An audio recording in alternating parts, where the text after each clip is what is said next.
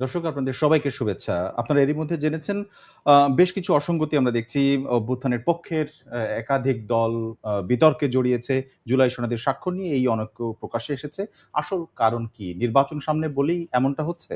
নাকি অন্য কিছু? এবি পার্টি, গণ অধিকার পরিষদ, জামায়াতে ইসলাম বা বিএনপির দলগুলো এই বিষয়গুলো নিয়ে কি ভাবছে?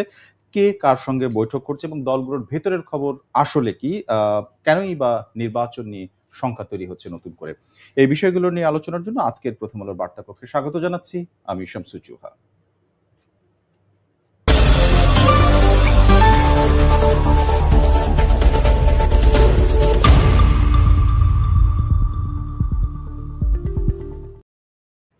ফেব্রুয়ারিতে নির্বাচন নিয়ে আশঙ্কা কেন? এই বিষয়টি নিয়ে আলোচনার জন্য আমন্ত্রণ জানিয়েছি এবি পার্টির চেয়ারম্যান মুজিবুর রহমান মঞ্জুকে। মঞ্জু ভাই, স্বাগত আপনাকে। জি, আসসালামু আলাইকুম। আ প্রথমে যেটি জানতে চাইবো যে আমরা পিআর নিয়ে দেখলাম যে জামায়াতের যে আন্দোলন সেটিকে নাহিদুল ইসলাম নাহিদ কথিত আন্দোলন বললেন প্রথমে, তারপরে ওটারই আরেকটা জায়গায় বলছেন প্রতারণামূলক রাজনৈতিক কৌশল এটি বলেছেন। জামাতও তার প্রতিক্রিয়া দেখিয়েছে এবং তারা বলেছেন যে নাহিদ ইসলামের এই ধরনের বালখিল্য বক্তব্য জাতি প্রত্যাশা করে না। এই ২ দলের মধ্যে এইরকম কথোপকথন এর আগে আমরা দেখিনি। একজন আরেকজনের সমালোচনা করছে। মানে সমস্যাটা ঠিক কোথায় হলো? না, পিয়ারের আন্দোলনটা নিয়ে এমনিতেও একটা আমাদের কাছে পরিষ্কার ছিল। কারণ জামাতের সাথে যখন আমরা ইনসাইড বৈঠকে আমরা বসছিলাম, তখন বুঝতে পারছিলাম যে জামাত লোয়ার হাউসের পিয়ারের ব্যাপারে অত সিরিয়াস না বেসিক্যালি। বাট পাবলিকলি খুব সিরিয়াস। পাবলিকলি দুটোই চেয়েছে। পাবলিকলি তারা দুটোই চেয়েছে। কিন্তু আমরা যখন সমঝোতামূলক আলোচনায় বসেছি তখন বলেছে যে আপার হাউসে পিয়ার হলে অসুবিধা নাই, আমরা এটা ছাড় দিব। কিন্তু পাবলিকলি কিন্তু আবার সিরিয়াস যে মানে পিয়ার না হলে হবে না, বা আলোচনা রেগুলার আপনারাও খুব পিয়ার নিয়ে আলোচনা করছেন। এটা একটা ইস্যু ছিল। আরেকটা ইস্যু হচ্ছে যে আপনার জামাত পিয়ার নিয়ে আন্দোলন করছে একদিকে, আবার আরেকদিকে কিন্তু সে ফার্স্ট পাস দি পোস্টের যে প্রসেস, সেই প্রসেসে সে কিন্তু হিউজ ইলেকশনের প্রিপারেশন নিচ্ছে। এবং আমার মনে হয় নির্বাচনী প্রচারণায় মানে প্রস্তুতিতে জামাত সবার আছে, মানে এগিয়ে আছে। আমি বহু জায়গায় দেখেছি দাঁড়িপাল্লা নিয়ে তাদের প্রার্থীদের ছবি নিয়ে তারা মিছিল করছে। তো এটা নিয়ে কিন্তু একটা সমালোচনা ছিল যে জামাত একদিকে আন্দোলনের করছে, আবার আরেকদিকে ঠিকই মানে পুরানো পদ্ধতিতেই তারা নির্বাচনের জন্য সকল প্রস্তুতি গ্রহণ করেছে। এই কথা নিয়ে যখন সমালোচনা হয়েছে, আমি কিন্তু বলেছি এটা আমাদের কৌশল হইতেই পারে, একটা দলের কৌশল, একটা দলের তো রাজনৈতিক কৌশল থাকতে পারে। সে একটা আন্দোলনের ভাব থাকবে, আন্দোলনের মধ্যে দিয়ে একটা ইস্যুকে পপুলার করার চেষ্টা করবে, অ্যাজ ওয়েল এজ সে প্রিপারেশনও রাখবে। মানে ভেতরে এক আর বাইরে এক, এটাই কি আসলে মানে এটাকে প্রতারণামূলক রাজনৈতিক কৌশল বলে কিনা? এটা আসলে নাহিদ ইসলাম কি প্রসঙ্গে বলেছেন এটা হতে পারে, এটা আমাদের মধ্যে আলোচনায় ছিল। মানে এটা হয়তো আপনাদের পাবলিকলি আলোচনায় আসে নাই, বা কোথাও কোথাও এসেছেও, আসে নাই যে তা না, এসেছেও যে জামাত পিআর এর কথা বলছে, বাট প্রিপারেশন তার কমপ্লিট ইলেকশনের, যে সে ট্র্যাডিশনাল প্রসেসের মধ্যে দিয়ে আছে, এই আলোচনা এসেছে। দ্বিতীয় হচ্ছে আমরা যখন ওই যে একটা আউট অফ দি ওয়ে আমরা একটা সমঝোতামূলক আলোচনা করলাম না, সেখানে এক ধরনের বার্তা আমরা পেয়েছি যে জামাত বলেছে যে যদি মানে অন্তত আপার হাউসের পিআরটাও যদি মানে বিএনপি কে রাজি করাতে পারেন আপনারা, তাহলে আমরা লোয়ার হাউসের পিআর চাই না। তো এই জায়গাগুলো থেকে নাহিদ ইসলাম বললো কিনা সেটা তো মানে আবার উল্টো দিকটা যদি একটু বলেন যে নাহিদ ইসলামের এই বক্তব্য বালখিল্য বক্তব্য, জাতি প্রত্যাশা করে না, এই ধরনের কথা আবার জামাতের কাছ থেকেও আমরা শুনিনি এর আগে। হ্যাঁ, এটা একটা হচ্ছে কি আসলে আমরা বারবার যেটা বলি যে পুরনো রাজনীতির ফরম্যাট আমরা চেয়েছিলাম যে একটা নিউ মানে পলিটিক্যাল প্র্যাকটিস আমরা দেখব। ধরেন আপনি আমার সমালোচনা করলেন, আমি সেটাকে অত্যন্ত শুদ্ধ বা সুন্দরভাবে জবাব দেয়া আর কি। হ্যাঁ, আমি বললাম যে হ্যাঁ, ধরেন আপনি আমার একটা খুব কড়া সমালোচনা করলেন, আমি বললাম যে হ্যাঁ, শামসুজ্জোহা একজন প্রবীণ মানে সিনিয়র জার্নালিস্ট, তিনি আমাকে করতেই পারেন, তবে উনি যদি আমাকে মানে জিজ্ঞেস করতেন, আমার থেকে জানতেন, তাহলে ভালো হতো, বা আমি ওনার কাছে আশা করি না। তো এই যে আঘাতমূলক পরস্পর দোষারোপ বা মানে আপনি আমাকে আঘাত করেছেন, হয়তো ওনাদের নাহিদ ইসলামের ওই প্রতারণামূলক শব্দটায় ওনারা ব্যথিত হয়েছেন, আবার ওই বালখিল্যটা এখন দেখা যাবে নাহিদ ইসলাম আহত হয়েছেন। এখন নাহিদ ইসলাম হয়তো, আমি যতটুকু জানি জামাতের সাথে ইন্টারনাল অনেকগুলো আলোচনা ওনাদের হয়েছে, এবং এমনকি তো এই ২ দল একসাথে নির্বাচন করবে কিনা এই ধরনের প্রস্তাব দেয়া বা আলোচনা টেবিলে আছে। এটাও আমরা জেনেছি। এখন ধরেন এগুলো তো খুবই কনফিডেন্সিয়াল আলোচনা ওনাদের মধ্যে হতে পারে। তো অনেক সময় হয় কি এই কাদা ছোড়াছুড়ির জায়গায় কনফিডেন্সিয়াল আলোচনাগুলো সামনে চলে আসে। হ্যাঁ, তখন হয়তো দেখা যাবে যে সিট ভাগাভাগির আলোচনা হয়েছে কিনা, সেগুলো মানে বলে দেওয়া হবে। তাদের নির্বাচনের খরচ দেওয়ার বিষয়ে আলোচনা হয়েছে কিনা, এই জাতীয় আলোচনা চলে আসবে। তো সেটা আমাদের মানে দেখা যাবে যে সম্পর্কের অবনতিটা ঘটবে আর কি। আচ্ছা, এখন একটা বিষয় যদি এই সাথে বলি যে প্রতারণামূলক যে প্রসঙ্গটা এসেছে যে তারা বাইরে যেটা দেখায়, যেমন এক ধরনের আন্দোলন করছে, আলোচনার টেবিলে অন্যরকম। আবার আমি জামাতেরই অঙ্গ সংগঠন ছাত্র শিবিরের ক্ষেত্রেও দেখলাম যে তারা আসলে যা পরিচয় দিয়েছে আগে, কিন্তু আ তাদের আসলে সাংগঠনিক পরিচয় সেটি না। যেমন ছাত্র লীগের সাথে থাকা অবস্থায়।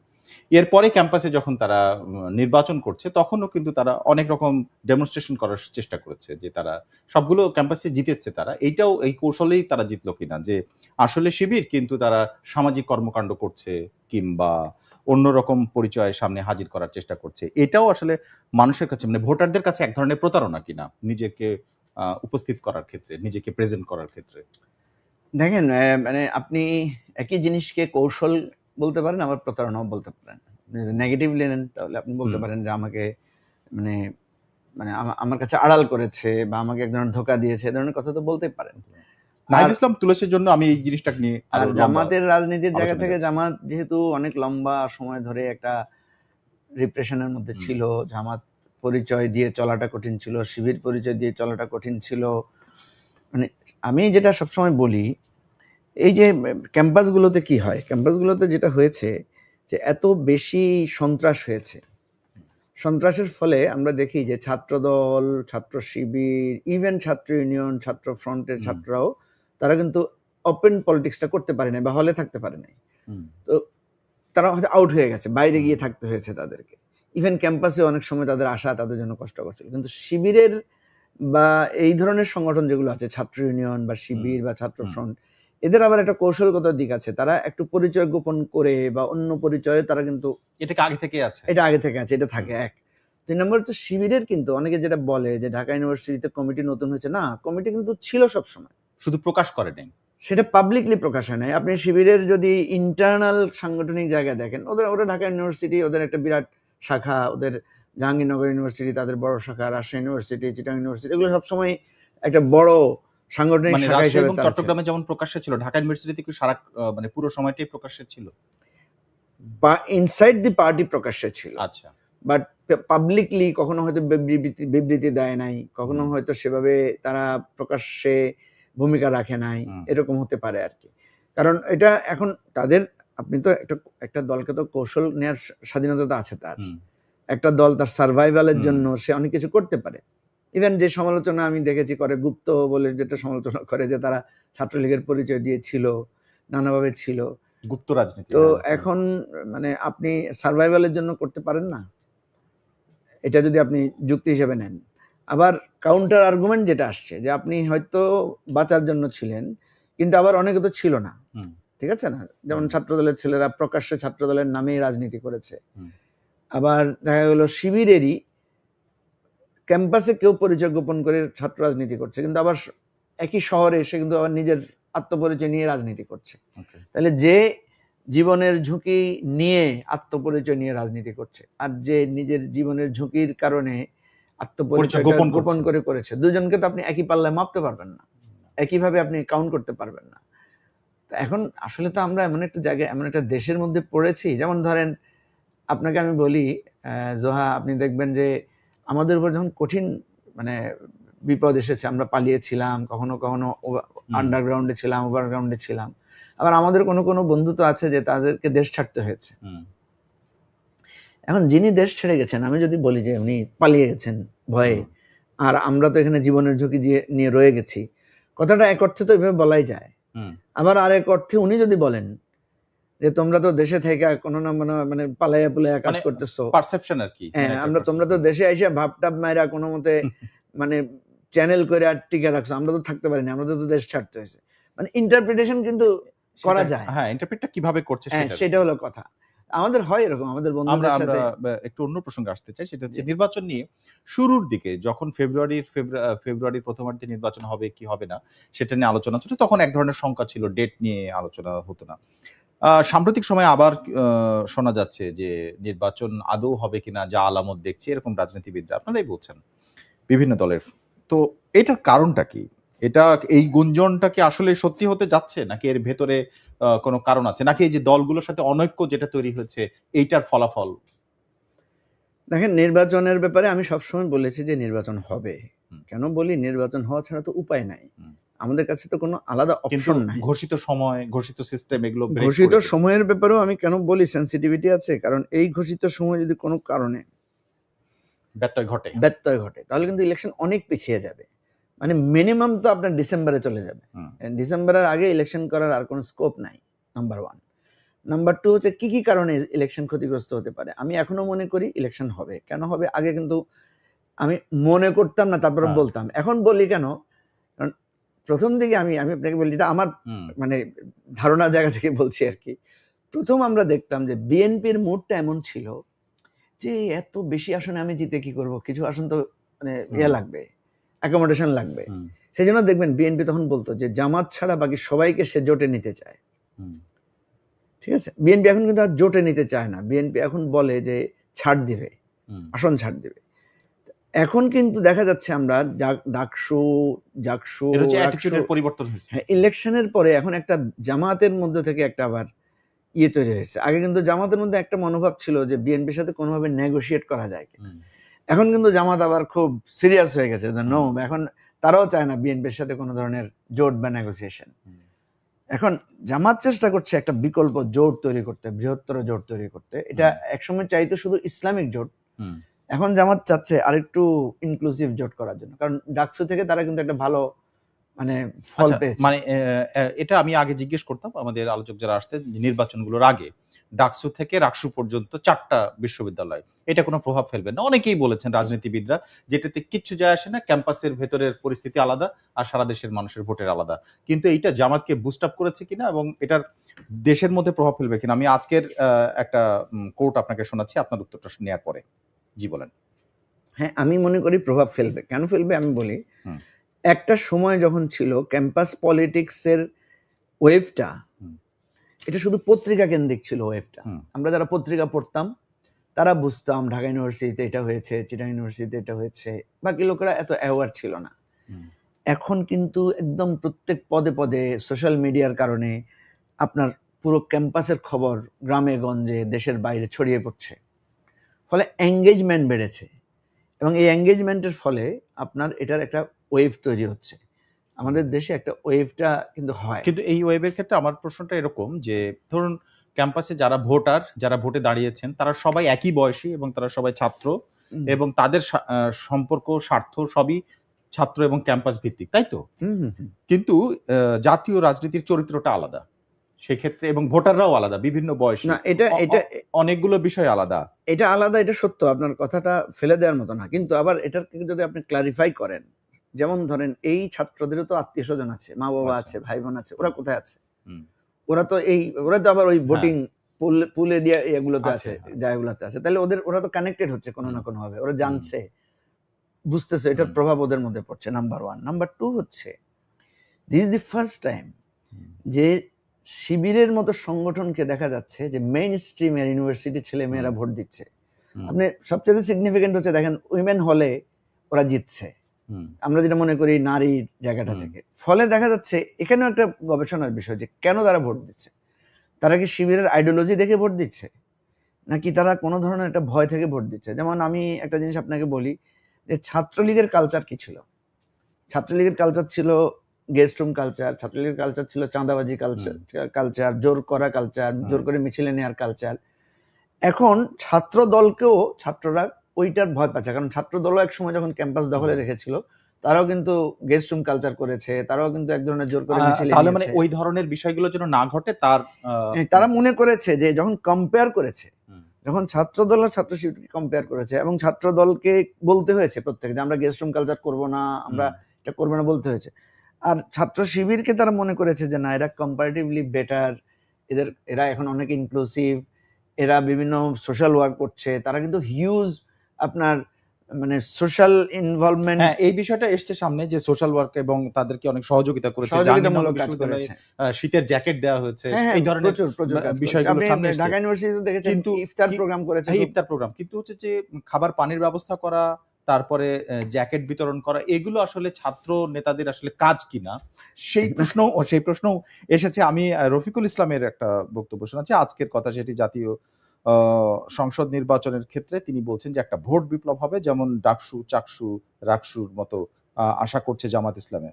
এবং তারা উদাহরণ দিয়ে বলছে যে নির্বাচনে একটা নীরব ভোট বিপ্লব আপনারা দেখেছেন, এটাও জাতীয় নির্বাচনে দেখবে। এটা কি আসলে মানে ভোটের আগে একটা ফাঁকা, অনেকেই সবাই বলেন আমরা জিতবো, একটা ফাঁকা আওয়াজ, নাকি মানে কোন ধরনের নেগোসিয়েশনের ফলে তারা আসলে এই ধরনের কথা না, বলছেন? এইটা তো তারা এরকম ডাকসু রাকসু চাকসু জিতলে তারা তো এরকম একটা বলার সুযোগ তো পাবেনি। এটা তো এটাকে বলাকে তো আপনি নিষেধ করতে পারবেন না, এবং এটাতে আরো ইম্প্যাক্ট ফেলতেও পারেন তারা।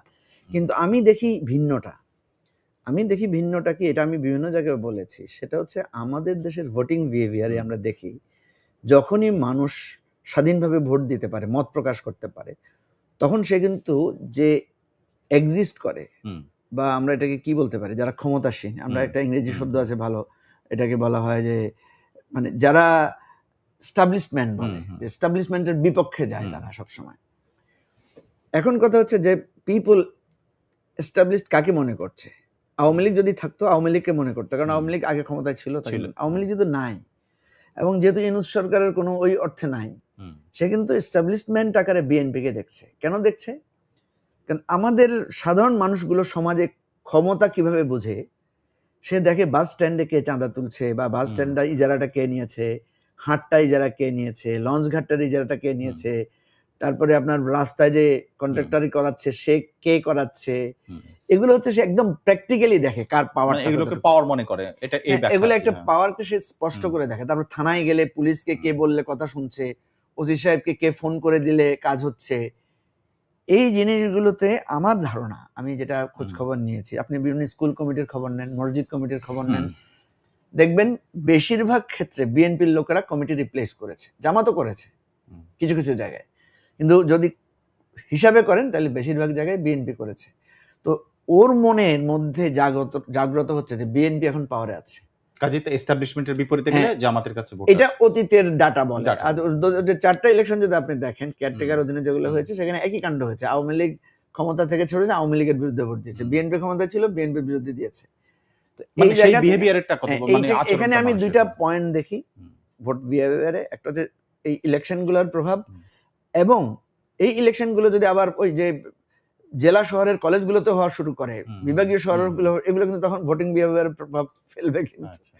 আর দ্বিতীয় হচ্ছে এই জায়গাটা, বিএনপি যেহেতু অ্যাপারেন্টলি মনে হচ্ছে যে সে সবকিছুতে তার এস্টাবলিশ একটা, এই জায়গাটায় আমার একটা ধারণা যে এটার একটা ইম্প্যাক্ট ভোটের উপর পড়তে পারে। এটা হচ্ছে আপনার ব্যাখ্যা, কিন্তু আমার কাছে মনে হয় যে এই রকম আচরণও কিন্তু আলোচনাও এসছে যে এখন পর্যন্ত মানে ৭১ সালের পর থেকে এই ২০২৫ সাল পর্যন্ত এই মুহূর্তে জামাত ইসলাম সবচেয়ে বেশি পাওয়ার প্র্যাকটিস করতে পারছে, যেটা আগে কখনো তারা পারেনি। এমনকি বিএনপির সাথে তারা ক্ষমতায় যাওয়ার পরেও এই লেভেলে এখন যেভাবে আসলে করতে পারছে সেটা করতে পারেন, এই আলোচনাও আছে। এটা অনেকে বলেন। এবং সেক্ষেত্রে প্রশাসনিক বিভিন্ন জায়গায় যেটি উপদেষ্টা মণ্ডলীর মধ্যে থেকে একটা কথা এসছে যে জামাত বিএনপি ভাগাভাগি করে নিয়েছে। জামাত প্রভাবিত যে অঞ্চলগুলো আছে সেখানে কিন্তু আপনার এই কথাটা সত্য। আচ্ছা, তো আমি জানি না, কিন্তু অনেকেই যারা আলোচক এখানে আসেন তারাও এই কথাটাই বলেন যে তারা আসলে জামাতের এই ধরনের, ইভেন প্রশাসনের মধ্যে, এটা তো আঞ্চলিক কোনো বিষয় না, এটা কেন্দ্রীয় সেই জায়গাগুলোতে। এবং বিশ্ববিদ্যালয়ের ভিসি ভাগাভাগির ক্ষেত্রে বলা হয়েছে প্রশাসনিক কর্মকর্তার, এবং এর যারা সেই সমস্ত পদে যারা ভোটে প্রভাব ফেলতে পারবেন সেসব জায়গায় জামাতের লোক আছে। সেই জায়গা থেকে আপনার মনে হয় কিনা যে জামাত আসলে এই সমস্ত গ্রাউন্ড ওয়ার্ক করেই এই ধরনের আচরণ করছে? আমি আপনাকে বলি, যেহেতু আওয়ামী লীগ তার লোক দিয়ে পুরো প্রশাসন, পুলিশ, এই সমস্ত গুরুত্বপূর্ণ জায়গাগুলো সে মোটামুটি অকুপাইড করে রেখেছিল, এবং এই বাংলাদেশের ইতিহাসে এই প্রথম, মানে একটা তো হচ্ছে সরকার পরিবর্তন হয় কিন্তু প্রশাসন পরিবর্তন হয় না, এবারে যেটা হচ্ছে পরিবর্তন, প্রশাসন একেবারে নাই। ধরেন বহু সচিব পালিয়ে গেছে, বহু মানে সচিবরা কম গেছে, কিন্তু পুলিশ টুলিশ এগুলো খালি হয়ে গেছে। ওই জায়গাগুলো রিপ্লেস করেছে কে? বেশিরভাগই করেছে বিএনপি এবং জামাতের লোক। আপনি একদম মানে জেলা থেকে শুরু করে প্রত্যেকটা গুরুত্বপূর্ণ জায়গায় আপনি দেখবেন তারাই রিপ্লেস করেছে।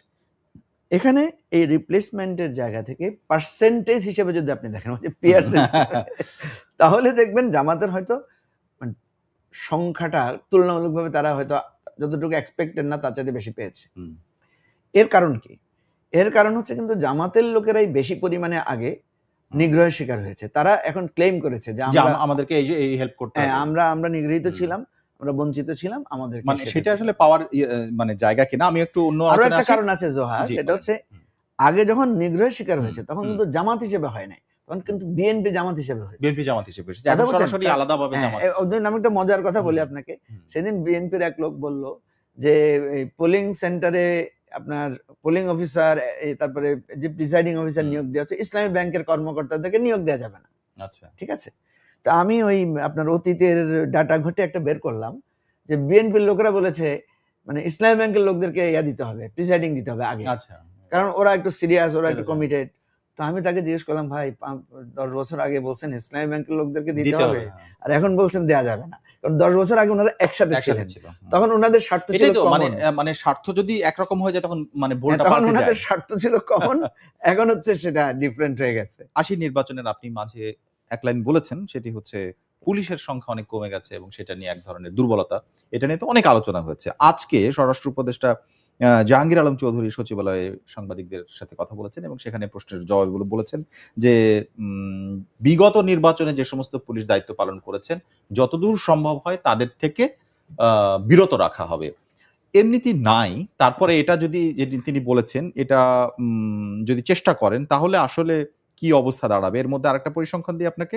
সেটি হচ্ছে ১.৫ লাখ পুলিশ সদস্য দায়িত্ব পালন করবেন। পুলিশ মহাপরিদর্শক বলছেন। আ ৯০,০০০ থেকে ১ লাখ সেনা সদস্য থাকবেন। আর সবচেয়ে বেশি থাকবেন আনসার ভিডিপি, যেটা তারা তো আসলে আনসার ভিডিপিকে তো মানুষ ওই অর্থে ভয় পায় না যেটা পুলিশ বা সেনা সদস্য। তার সংখ্যা ৫ লাখের বেশি। ৬ লাখ পর্যন্ত হতে পারে।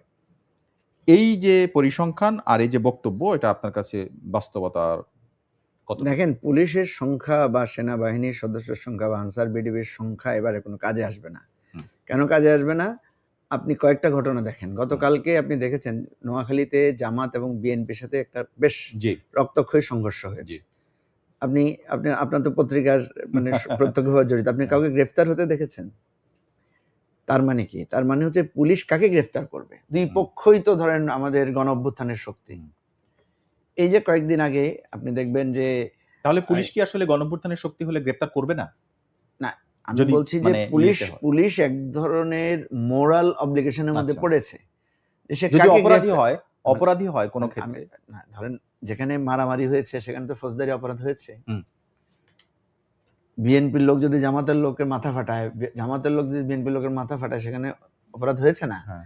সেখানে তো রক্তক্ষয়ী সংঘর্ষ হয়েছে, একটা ফৌজদারি অপরাধ তো হয়েছে। একজন না একজন তো অপরাধী। কারণ একজন যদি না একজন, মাথা ফাটে হ্যাঁ, তাহলে অন্য একজন তো অপরাধী হবে। অপরাধী তো অবশ্যই হয়েছে, এমনিতে তো আর ঘটনাটা ঘটে নাই। তাহলে দেখেন, পুলিশ এখানে কারো পক্ষে বা কারো বিপক্ষে স্ট্রং ভূমিকা নিতে পারছে না। হুম।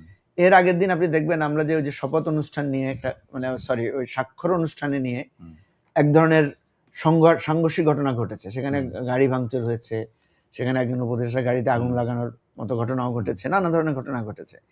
ওই ঘটনায় আপনি দেখবেন যে পুলিশ বিব্রত যে সে কি করবে, কারণ জুলাই যোদ্ধাদের আন্দোলন তো। এখন প্রশ্ন হচ্ছে, জুলাই যোদ্ধারা আন্দোলন করলে তাদের গায়ে যদি লাঠিপেটা করা হয় সেটা একটা সেন্সিটিভিটি ক্রিয়েট করে। পুলিশ তো এখানে এক ধরনের প্রবলেমের মধ্যে পড়ে এবং এটা খুবই আপত্তিজনক যে একটা সিকিউরিটি ব্যারিকেড ভেঙে তারা ভিতরে ঢুকে পড়েছে সংসদ ভবনের ভিতরে। তো এখন প্রশ্ন হচ্ছে যে পুলিশ ভাবছে যে আমি যদি এখন এখানে মানে সনদ স্বাক্ষরের দিন সকালের ঘটনা, হ্যাঁ, আমি যদি এখানে ল এনফোর্স করতে যাই তাহলে জুলাই যোদ্ধাদের অবমাননা হয়, তারা যেহেতু এত বড় একটা আন্দোলন করেছে। আবার আমি যদি তাদেরকে ছেড়ে দিই তাহলে রাষ্ট্রীয় একটা অনুষ্ঠান, চিফ অ্যাডভাইজার, যেখানে রাষ্ট্রের একেবারে সবচাইতে সেটা পণ্ড হওয়ার পথে পড়ে। সেম সিচুয়েশন তো ইলেকশনে হবে রে ভাই, এবং এর থেকে খারাপ হতে পারে। হ্যাঁ, আপনি তো প্রত্যেক কেন্দ্রে তো আমি হিসাব করে, আপনি যদি বলছেন ১.৫ লাখ ২ লাখ, কেন্দ্র হচ্ছে ৪৫,০০০, রাইট? এটা যদি ভাগ করেন তাহলে অনেক কমে যায়। ভাগ করলে কতটুকু পড়বে? সেই জন্য আমরা বারবার অথরিটিকে বলেছি যে এবারের পুলিশ এবং আর্মির নির্ভর ইলেকশন হবে না, এবং ইতিমধ্যে কিন্তু মারামারি হওয়া শুরু হয়েছে। বিএনপি নমিনেশন যখন তার ফাইনাল করবে তখন এক পশলা মারামারি হবে নিজেদের আভ্যন্তরীণ দলের মধ্যে। আমি কারোর শেকায়েত বা অন্যায় করার জন্য বলছি না, এটা বাস্তবতা আমাদের দেশে।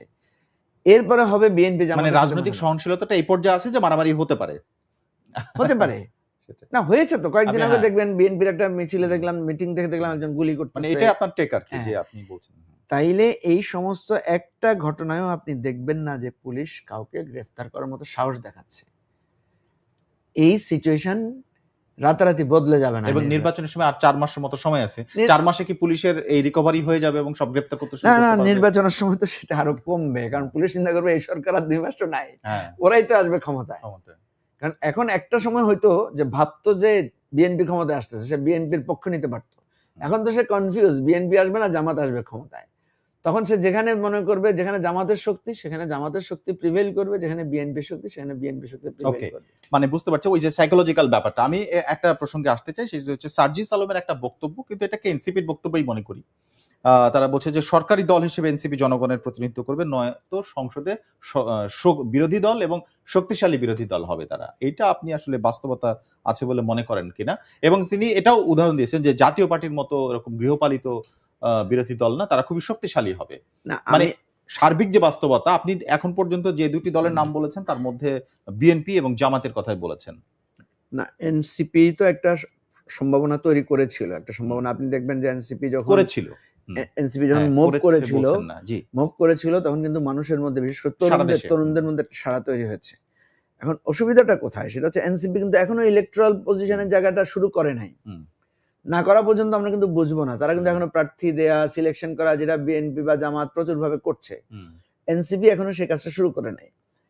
অন্যদিকে এক ধরনের জোট আলোচনা আছে, ঠিক আছে। এতদিন ছিল এনসিপি জামাতের সাথে জোটে যেতে পারে কিনা, এনসিপি বিএনপির সাথে জোটে যেতে পারে কিনা, এই ধরনের একটা সম্ভাবনা। কারণ সবাই কিন্তু এনসিপি কে, কেউ দেখবেন জামাতও বলছে যে তারা এনসিপি কে জোটে নিতে আগ্রহী, বিএনপিও বলছে তাদের এনসিপি কে জোটে নিতে আগ্রহী। এনসিপি কে আমরা দেখছি সে কখনো সিরিয়াসলি জামাতের এন্ট্রিতে যাচ্ছে, কখনো সিরিয়াসলি বিএনপি কে চ্যালেঞ্জ করছে। এখন সমস্যা যেটা দাঁড়াচ্ছে সেটা হচ্ছে যে ইলেকট্রাল কাজটা যখন শুরু হবে, আমরাও কিন্তু একটা আলোচনা শুরু করেছিলাম যে আমরা একটা অ্যালায়েন্স করতে পারি কিনা। অনেক বৈঠকও হয়েছে। আমি বিশ্বাস করি সেটা কি এই সার্জিস আলমদের এনসিপিও ছিল, সেই এনসিপিও ছিল। আমি যেটা বিশ্বাস করি যে বাংলাদেশের রাজনীতিতে বিএনপি এবং জামাত, আমি যদি ধরি জামাত হচ্ছে এক্সট্রিম রাইট যদি আমি ধরি, আর বিএনপি কে আমি যদি ধরি সেন্টার টু, মানে কিছুটা লেফট, বা আমি সেন্টারে ধরলাম বিএনপি কে, এই দুইটার মাঝখানে কিন্তু এনসিপির অবস্থান। বা আমরা যারা এক ধরনের সেন্ট্রিস্ট পলিটিক্স করতেছি, বা আমরা যারা এই যে এবি পার্টি, এনসিপি, গণ অধিকার পরিষদ কিংবা গণতন্ত্র মঞ্চের দলগুলো, আমি মনে করি এইটা যদি একটা অ্যালায়েন্স হয়, একটা জোট হয়, এবং এই জোটটা যদি একটা রাজনৈতিক জায়গা থেকে মুভ করে, আপনি দেখবেন কখনো কখনো বাংলাদেশের ইতিহাসে কখনো কখনো ভোট রাজনৈতিক ভোট হয়েছে, কখনো কখনো আমাদের এই যে ট্র্যাডিশনাল ভোট হয়েছে। এবারে রাজনৈতিক ভোট হওয়ার একটা সম্ভাবনা ছিল, যেমন 70 সালে দেখবেন রাজনৈতিক ভোট হয়েছে, সেখানে কিন্তু ভোট কেনাকিনি বেশি ওয়ার্ক করে নাই, সেখানেও করেছে বাংলাদেশের স্বাধীনতা। তাহলে এই বিষয়টাকে আপনি মানে এই যে বিষয়টা সার্জিস আলমের যে বক্তব্যটা, মানে এমনিতে একটা ফাঁকা আওয়াজ না, আমি ফাঁকা আওয়াজ মনে করি না এই ক্ষেত্রে, কারণ এটা একটা সম্ভাবনার জায়গা আছে। তৃতীয় কারণ একটা কারণও আছে। আপনি দেখবেন যতগুলো জরিপ হয়েছে সব জায়গায় বলছে 50% ভোট কিন্তু ফ্লোটিং, তারা বলছে নট ইয়েট ডিসাইডেড। আচ্ছা, আমরা একেবারে শেষ প্রান্তে এবারে আসতে চাই যে এইটা মানে এনসিপি নিজেও আবার এই বক্তব্য দিচ্ছে যে তৃতীয় একটা শক্তি হিসেবে হতে পারে, যেটা ফলাফল নির্ধারণ করে, যেটা অতীতে আমরা দেখেছি। অতীতের বেশ কিছু নির্বাচন সামনে আসলে জাতীয় পার্টি গুরুত্বপূর্ণ হয়ে উঠেছে। এখন পর্যন্ত জাতীয় পার্টিকে সরকারি কোনো বৈঠকে আমরা দেখিনি, বা আপনাদের মধ্যে থেকে অনেক ধরনের দাবির বিষয় আছে, কিন্তু এখন পর্যন্ত কোনো সিদ্ধান্ত হয়নি, আইনি প্রক্রিয়ায় কোনো সিদ্ধান্ত হয়নি, বা এক্সিকিউটিভ অর্ডারেও কোনো এই পার্টির ব্যাপারে কোনো সিদ্ধান্ত হয়নি।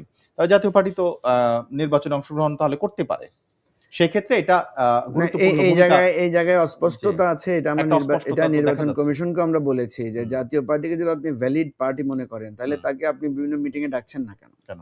আর যদি ভ্যালিড না হয় তাহলে তার বিরুদ্ধে কোনো ব্যবস্থা নিচ্ছেন না কেন? অনেকে বলে যে এক্সিকিউটিভ অর্ডারে পার্টির বিরুদ্ধে ব্যবস্থা নেয়, বা এক্সিকিউটিভ অর্ডারটাও তো একটা আইনি প্রক্রিয়া আছে। আপনি যদি মনে করেন, যেমন আমি নিজেও মনে করি যে জাতীয় পার্টি ফেসিবাদের অংশীদার ছিল, এখন আপনি ফেসিবাদকে একই রকম যাকে দেখবেন তার অংশীদারকে কিভাবে দেখবেন কিনা, সেটা একটা প্রশ্ন, আইনি প্রশ্ন। দ্বিতীয় হচ্ছে সিকিউরিটির একটা প্রশ্ন আছে, এটা যেটা আইন বা অন্য কিছুর না। যেমন ধরেন জাতীয় পার্টির অফিসে এই পর্যন্ত বেশ কয়েকবার নানা ধরনের আক্রমণের ঘটনা ঘটেছে, জাতীয় পার্টির লোকেরা যখন ইলেকশন করতে মুভ করবে তখন তার বিরুদ্ধে তার প্রতিদ্বন্দ্বীদের অভিযোগটা কি হবে? অভিযোগটা তো হবে যে সে মানে ফেসিবাদ, ইভেন দেখবেন তাদের বিরুদ্ধে অনেক মামলাও হয়ে যেতে পারে। তো মামলা হলে তারপর সে যদি মুভি করতে না পারে তখন সে ইলেকশন করবে কিভাবে? এই ধরনের অনেকগুলো মানে অনানুষ্ঠানিক ঝামেলা জড়িত আছে।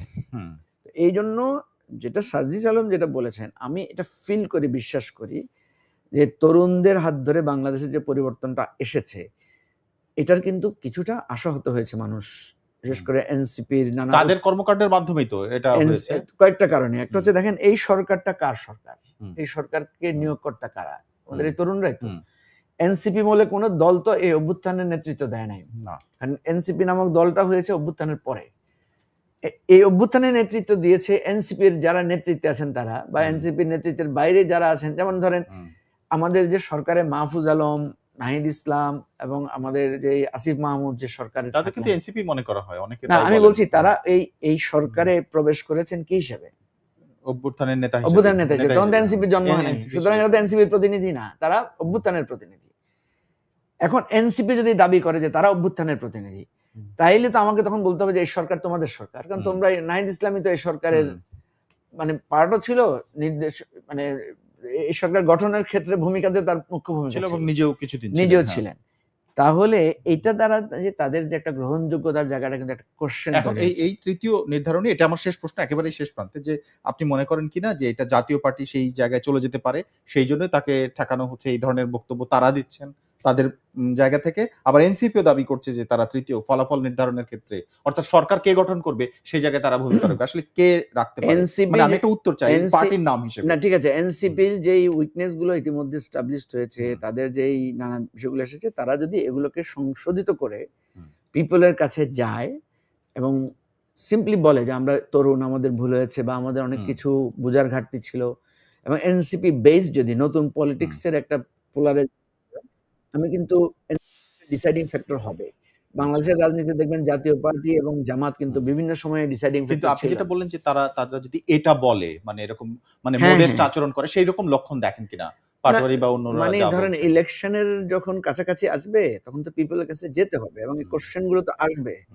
এটা আমার পার্সোনাল অপিনিয়ন, এবং আমার যদি তাদেরকে পরামর্শ দেওয়ার সুযোগ থাকে আমি এই পরামর্শটা দিব তাদেরকে, ঠিক আছে? আমার যদি সুযোগ থাকে আমি সেই পরামর্শটা দিব যে ছাত্রদের, তরুণদের যে আকাঙ্ক্ষাটা মানুষের মধ্যে আছে, এটা কিন্তু এখন একদম হারিয়ে যায় নাই, হারিয়ে যেত যদি বিএনপি জামাতের কাছ থেকে একটা বেটার অপশন মানুষ দেখতো। তাহলে দেখেন বিএনপি জামাত কিভাবে কোন ভাষায় কথা বলছে একজন আরেকজনের সাথে আগের মতো। ফলে ওই যে ছাত্রদের উপরে যে মানুষের যদি কোনো কারণে অভিমানও তৈরি হয়, কোনো কারণে হয়, সেটা কিন্তু বিলীন হয়ে যায় না, ওই বিএনপি জামাতের কারণে সেটা আবার আসার সুযোগ আছে। এটাই আমার ধারণা আর কি। অনেক ধন্যবাদ আজকে আমাদের সাথে যোগ দেওয়ার জন্য। না, থ্যাংক ইউ। দর্শক, আমাদের সঙ্গে আজকে ছিলেন এবি পার্টি চেয়ারম্যান মুজিবুর রহমান মঞ্জু। তার সাথে এই মুহূর্তে রাজনীতির বিভিন্ন দিক আলোচনার চেষ্টা করেছি আমরা। এমন রাজনৈতিক আরো বিশ্লেষণ এবং আপডেট জানতে আমাদের সঙ্গে থাকুন। রবি থেকে বৃহস্পতিবার পর্যন্ত প্রথম আলোর এই আয়োজন বার্তা কক্ষে। প্রথমআলো.com দেখুন, প্রথমআলো.com ছাড়াও আমাদের ফেসবুক, ইউটিউব সহ সোশ্যাল মিডিয়ার অন্যান্য প্ল্যাটফর্মগুলোতেও। আজ যারা সঙ্গে ছিলেন সবাইকে ধন্যবাদ।